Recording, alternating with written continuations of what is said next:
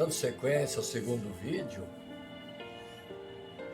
atenção irmãos, irmãs, aceitando o sacrifício de Cristo, quando confessamos nossos pecados e os deixamos para trás e não voltamos a praticar mais, estamos aceitando o sacrifício de Jesus Cristo realizado na cruz do Calvário.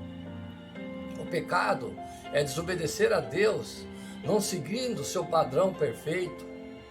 Por causa do pecado, todos ficaram separados de Deus e condenados à morte. O pecado é a razão porque existe maldade no mundo. O arrependimento verdadeiro nos dá livre acesso ao Pai. Estamos prontos para passarmos da morte para a vida. E assim, então, podemos ter comunhão com Ele. Passamos a ser inimigos dele para amigos. Somos agora justificados. Ele não nos vê mais como culpados. Seu coração é misericordioso. Mas como? Sim, agora Deus vê Jesus Cristo em você. Por isso você não é mais inimigo dele. Você agora é justo. Jesus Cristo agora intercede a Deus por sua causa. Porque serei misericordioso para com suas iniquidades, de seus pecados, e não me lembrarei mais. Hebreus capítulo 8, verso 12. Então agora ele deseja habitar em nós através do Espírito Santo. Romanos capítulo 8, verso 11. Diz ele: vivo eu, diz o Senhor Deus, que não tenho prazer na morte do ímpio, mas em que o ímpio se converta do seu caminho e viva. Convertei-vos dos vossos maus caminhos, pois por essa razão morreis, ó casa de Israel. Ezequiel capítulo 33, verso 11.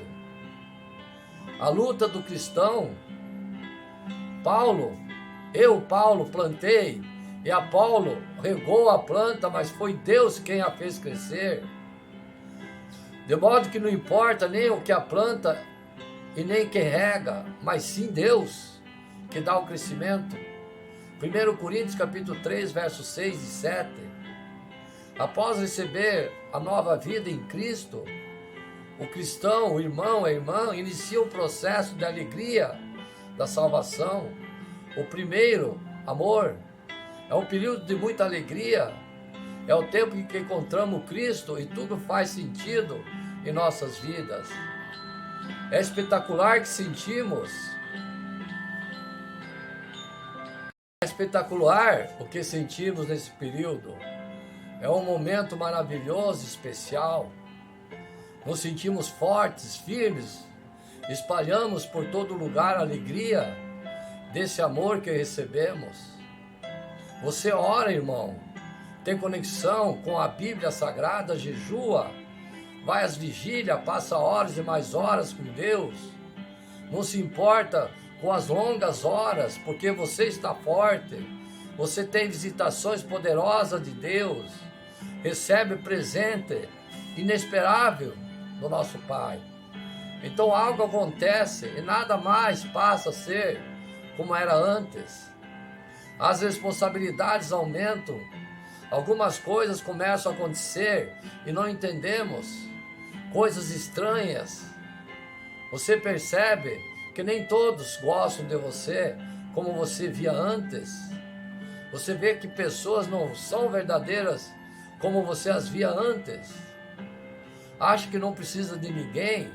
Você acha que o problema é você. Comece então a ver as coisas e as pessoas como elas realmente são. É como se fosse uma visão aberta e você começa a julgar as pessoas. Não ama mais como antes. Começa a colocar condições, começa a ter seus próprios grupinhos e sua vida com Deus vai ficando mais fria. Você acha que sabe bem o que e com firmeza a palavra de Deus. Começa a produzir característica de um não salvo.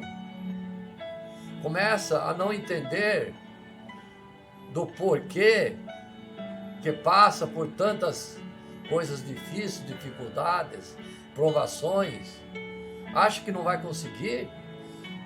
Até sabe que Deus anda em você, embora às vezes pareça seu rosto está virado para você, então você já está com medo e confuso. Se esquece que saiu do Egito, da terra da servidão, começa a ter um olhar de superioridade em relação aos outros não salvos, que ainda estão no Egito. Se esquece que tenha saído de lá. Onde está aquele cristão de antes? Mas todos quanto receberem a Jesus, deu-lhes o poder de serem feitos filhos de Deus, nascem de novo, a saber, aos que creem em seu nome. João capítulo 1, verso 12. Deus nos deixou ordens e instruções a serem cumpridas. O Senhor Deus nos deu ordens e orientação, das quais estão no livro da Bíblia. O que podemos ou não podemos fazer estão nele. O motivo dessas instruções é porque a vontade dele é boa, perfeita e agradável. Ser boa, perfeita e agradável não significa que é prazerosa para nós, nem sempre. Por termos uma carne que nos direciona para o mal, não será agradável, nem bom e nem perfeito para nós seguirmos todas as recomendações. Mas quando começamos a compreender mais a fundo a vontade de Deus, o amor dele para conosco começa então a ser prazeroso, seguir as recomendações do Pai. Todos são filhos de Deus, todos, sem exceção. Ouvimos pessoas dizendo que todos nós somos filhos de Deus, mas a Bíblia Sagrada diz que os filhos de Deus são aqueles que nasceram de novo. As que não nascem de novo estão debaixo da ira de Deus, mas são filhos de Deus. Para que seja um filho de Deus é necessário ser um novo membro da família, nascer de novo. Aquele que crê no Filho não é julgado, mas quem não crê já está julgado, porque não crê no Filho único de Deus, Jesus. Capítulo 3, verso 18. Nascer de novo aqui, filhos, não é dizer morrer, nascer de novo, é se arrepender dos pecados. Se tornar um novo homem é deixar todo o pecado para trás da sua vida, se arrepender e começar uma nova vida. Isso é nascer de novo, isso é ser um novo homem, esquecer todo o passado sombrio, cheio de pecados e trevas, e ser um novo homem, perseverando na fé, vigiar e orar, e vigiliar sempre.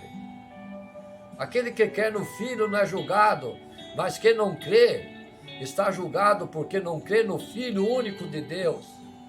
Em verdade, eu digo, quem não nascer da água do Espírito Santo não pode entrar no reino de Deus. João capítulo 3, verso 5. Em verdade vos digo,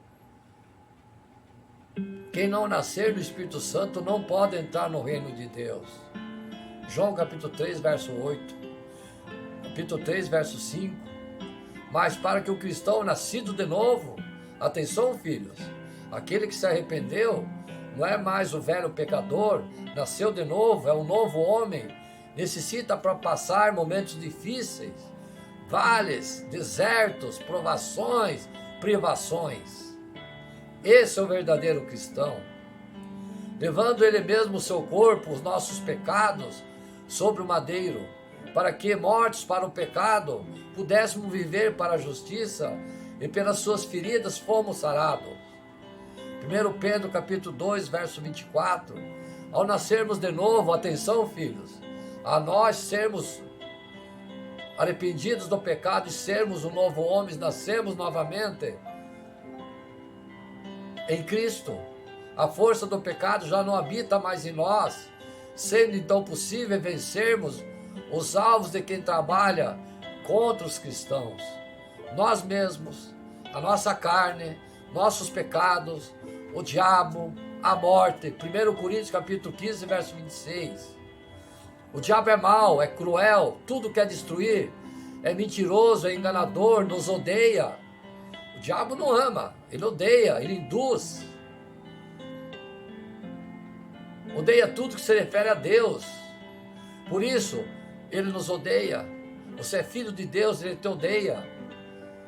É o nosso grande inimigo, porém age em um cristão verdadeiro somente com comando e permissão de Deus.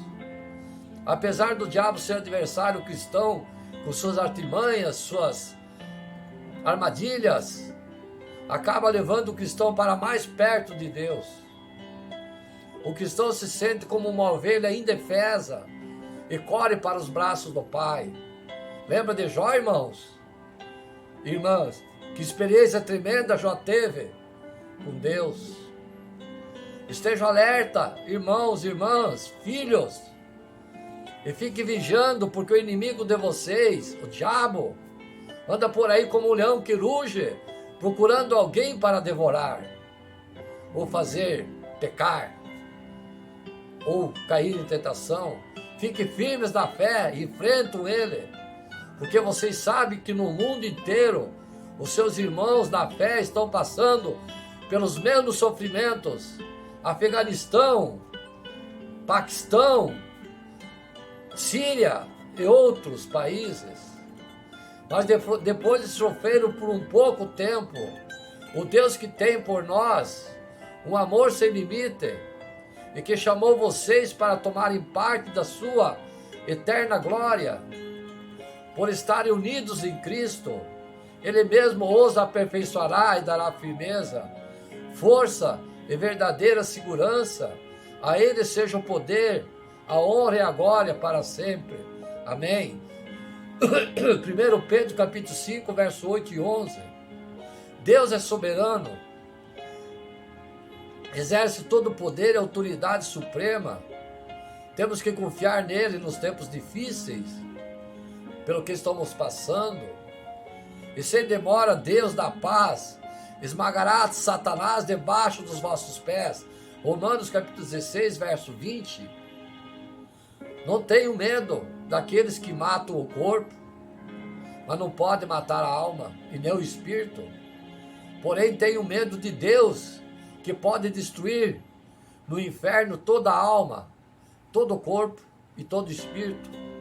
Quanto a vocês, até os fios dos seus cabelos, irmãos, irmãs, estão todos contados. Portanto, não tenham medo. Mateus capítulo 10, verso 28, 30 e 31. Propósitos: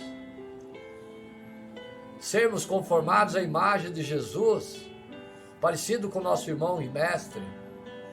Sermos moldados por Deus. Por exemplo, se temos que lidar com uma pessoa difícil, está sendo treinada na nossa paciência e amor. Sermos purificados da imundícia que o pecado nos deixa. Estarmos preparados para uma nossa vida verdadeira na casa.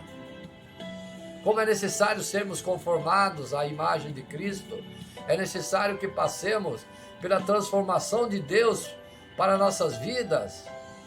Essa transformação se dá ao passarmos por fases muito difíceis. Estamos passaremos.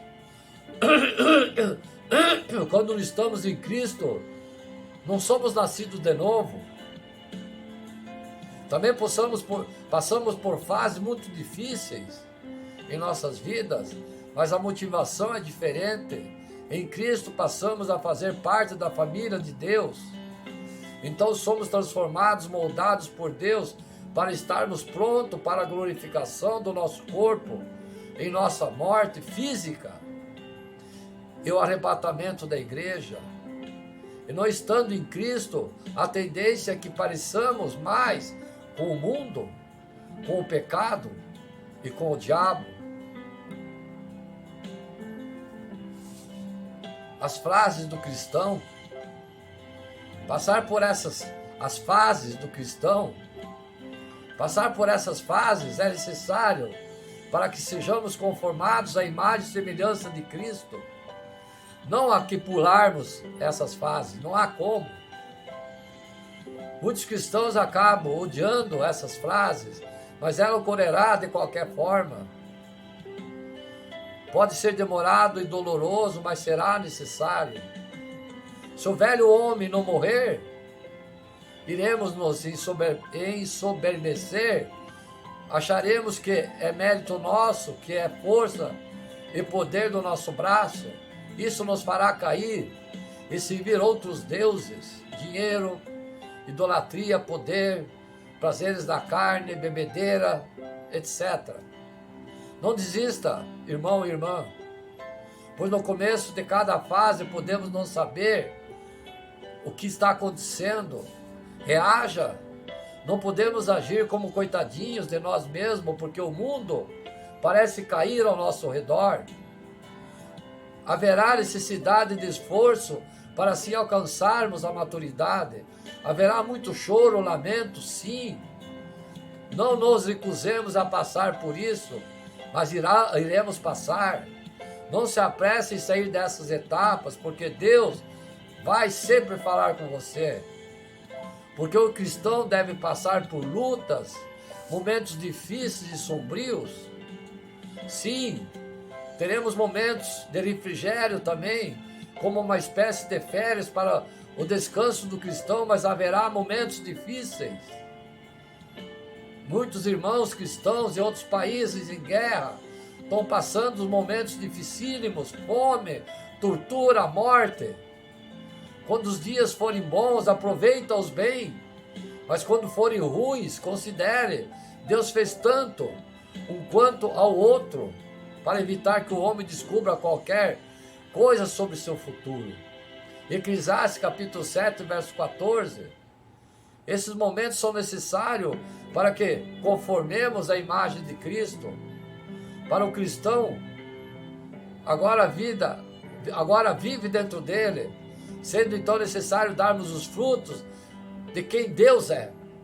Fruto de santificação, difíceis porque nosso corpo não é glorificado, então haverá dor por causa do nosso pecado.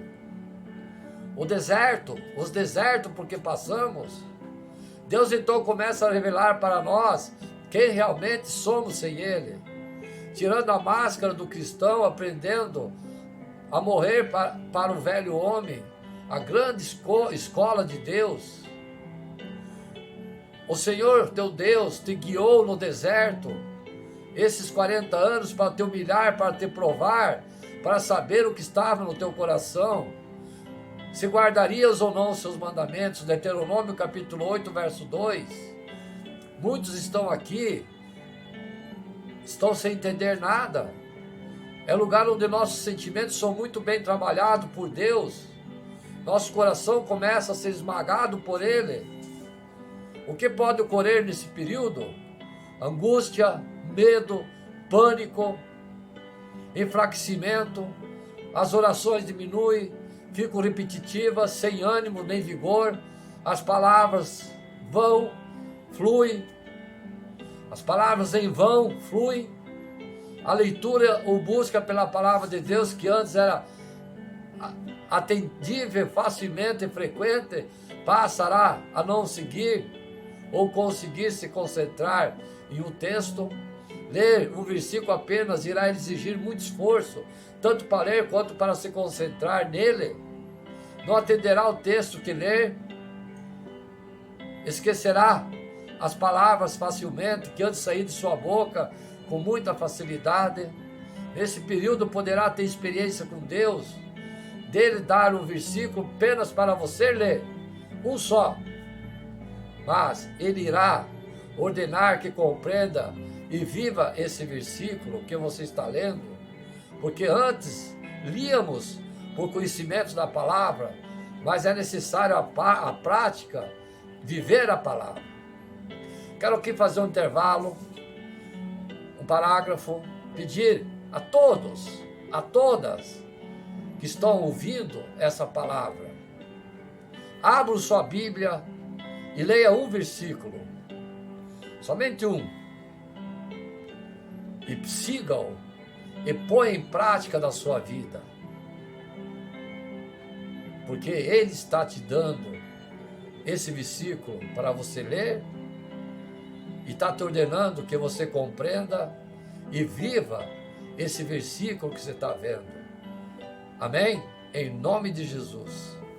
Nossos pecados são expostos a nós mesmos. Haverá sincera contrição por esses pecados. Aprendermos a nos curvar, seremos oprimidos, seremos humilhados, frustrações, expectativas, sonhos não realizados, tudo é difícil, provações, privações. Conheceremos o nosso coração frente a frente, teremos vontade de desistir de tudo. O cristão fica sós com o Senhor. Hora de permitir Deus trata o nosso verdadeiro eu. Somos abandonados por todos. Mudança de caráter. Aprendemos a amar nossos inimigos. Provisão de Deus. Esvaziamento do velho homem, o ego. Para que entre o nosso novo, é preciso jogar fora o velho. Atenção, filhos. O que é o velho homem, o que é o novo homem? Experiências profundas com Deus. Dá-me vontade, dá-me novamente a alegria da tua salvação e conserve em mim o desejo de ser obediente. Salmo 51, verso 12. Falamos do deserto, vamos falar dos vales. Lugar onde se aprende a confiar e depender de Deus somente. Lugar de separação. Deus está trabalhando em você, irmão, irmã, para trabalhar através de você também. Sair da tua terra, da tua parentela, ou sai da tua terra, da tua parentela e da casa do teu pai, e vai para a terra que te mostrarei. Gênesis capítulo 12, verso 1. Partiu, pois, Abraão, como lhe ordenara Deus. Gênesis capítulo 12, verso 4.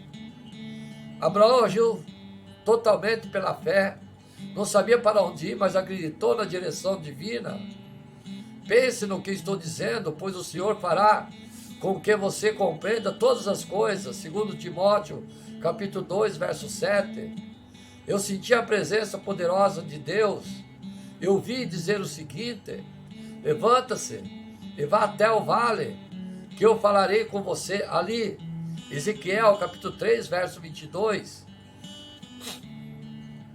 Aqui somos abandonados e ficamos sós, onde as pessoas esquecem de você.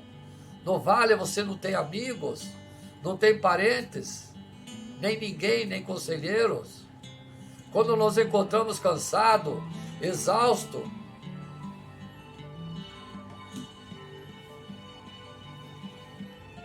quando nos encontramos cansados, exaustos no vale, nossa mente cansada não consegue raciocinar com firmeza.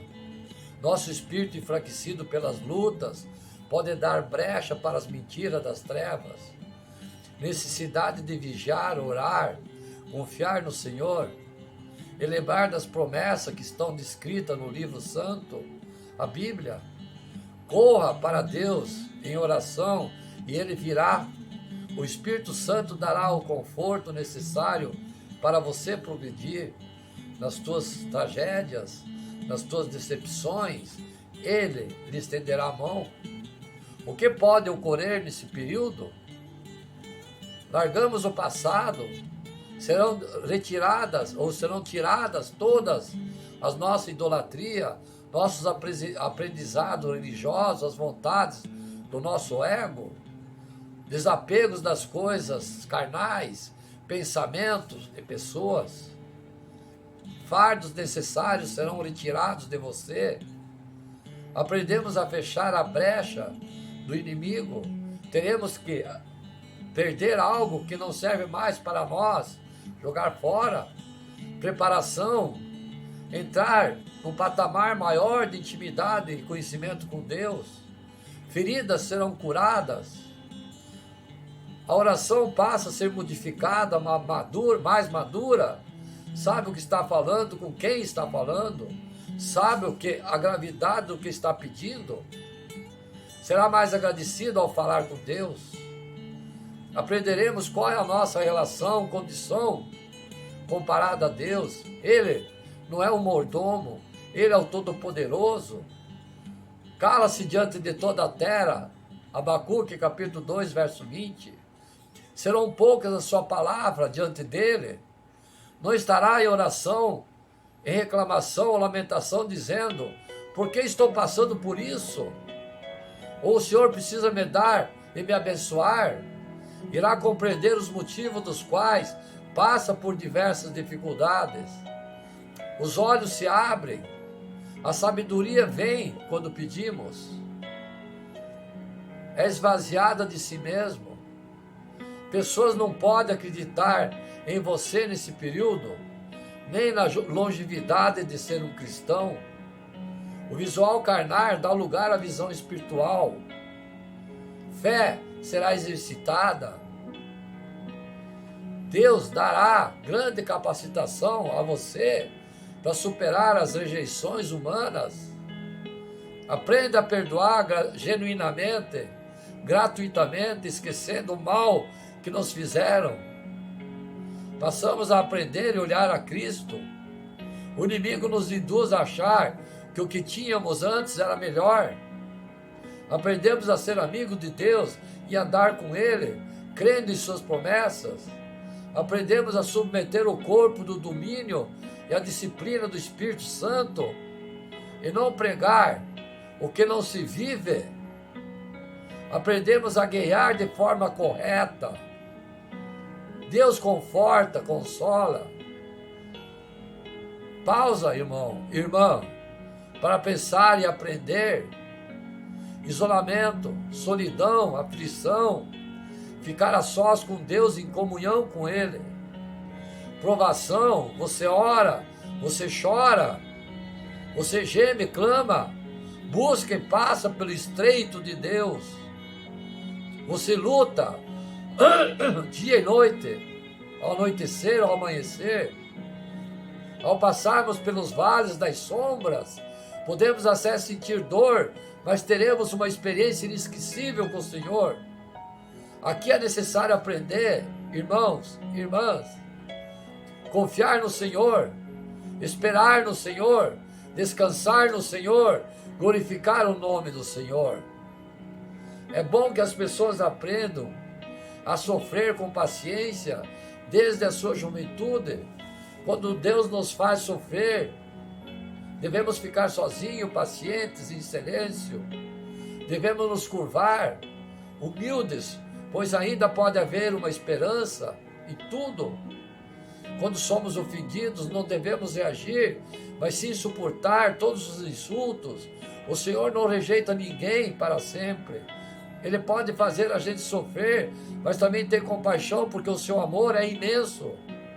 Não é com prazer que Ele nos causa sofrimento ou dor, porque nos queixamos da vida quando somos castigados. Por causa dos nossos pecados, examinemos seriamente o que temos feito e voltemos para o Senhor. Lamentações capítulo 3, verso 27, 33, 39 e 40. Não temas, nem te assombre, pois o Senhor é poderoso para abrir fontes no meio dos vales e te saciar a alegria e a sede. Isaías capítulo 4, verso 10. Então, no final dos tempos, virá o repouso e verdadeiramente diremos a Deus que esteve conosco e não nos desamparou. Então, enfim, a oração é uma prova de amor para com Deus. Temos várias maneiras de se comunicar com Deus. Só nos resta escolher adentrar um quarto e falar em secreto com Ele, dizer o que se sente, dizer a Jesus que nos ajude. O que é oração? Oração é um ato de amor. Quem ama, ora. É um ato de empatia que se coloca no lugar do outro que está sofrendo. É compaixão que, além de empatia, se coloca à disposição de ajudar o outro que está sofrendo. A oração é um ato de dependência de fé, de comunhão, gratidão. É o ato de interceder. Interceder é colocar-se no lugar do outro e lutar pela causa dele como se fosse a sua. É pedir, rogar, suplicar por si mesmo e pelo outro. É uma atitude nobre. É perdão. É uma conversa com o nosso melhor e maior amigo. É cuidado, é louvor, é referência, reverência. É espera, é resposta, é obedecer, aprender a ouvir. O não é um privilégio, é um consolo. Às vezes será o silêncio de uma lágrima, será um gemido de dor, de saudade, de busca. É uma constância, perseverança, é uma batalha, é contato com o Pai, é expressão de angústia, sentir o que Deus sente através do Espírito Santo. E por que angústia? Por causa do meu pecado, nosso pecado, pelo terrível estado de declínio moral que a humanidade se encontra, e pelos nossos caminhos, e pelos caminhos apóstatas que a igreja, algumas têm andado. É sobrenatural. Atravessando fronteiras por amor. O que você faria por amor? Lembre-se, nossa pregação é amor de Deus, é a fé. O que você faria por amor? Até onde você seria capaz de ir por causa de alguém que você ama? Responda, irmão, irmã, fiéis à palavra, serva do Senhor, filhos. A Bíblia diz, a oração de um justo é poderosa, eficaz. Tiago, capítulo 5, verso 16. Lembre-se, irmão e irmã, que esse pregador sempre vos disse que a oração move montanhas. Sempre disse que não temos dinheiro para ajudar o próximo que está com fome, sem teto, as crianças nas guerras. Lembre-se que esse pregador sempre disse que nós temos uma fonte muito mais eficiente, que é a oração. Repito, é a oração. A Bíblia diz, a oração de um justo é poderosa e eficaz. Tiago capítulo 5, verso 16. Se pedirmos alguma coisa segundo a vontade de Deus, Ele nos ouve. 1 João capítulo 5, verso 14. Veja o quanto a tecnologia aumentou, quantas pessoas têm acesso a ela, mas ainda assim não são todos que possuem esses acessos ainda. De alguma forma há necessidade de alcançá-los, e podemos fazer isso através da oração, clamar pelas crianças que estão morrendo de fome, clamar pelo povo que está no Afeganistão, clamar pelo povo que está na Síria, clamar pelo povo que está no Paquistão. Sim, não temos dinheiro, mas temos algo muito mais poderoso, a oração. Amados irmãos e irmãs, não podemos orar por aquele que nunca recebeu uma oração. Ou melhor, nós podemos orar para aquele que nunca recebeu uma oração. Nós devemos orar para aquele, nós devemos pedir perdão, pecado por ele, a Deus. Por todo aquele que é tão rejeitado, desprezado, pelo seu terrível coração, que ninguém quer amá-lo. Ele é mau.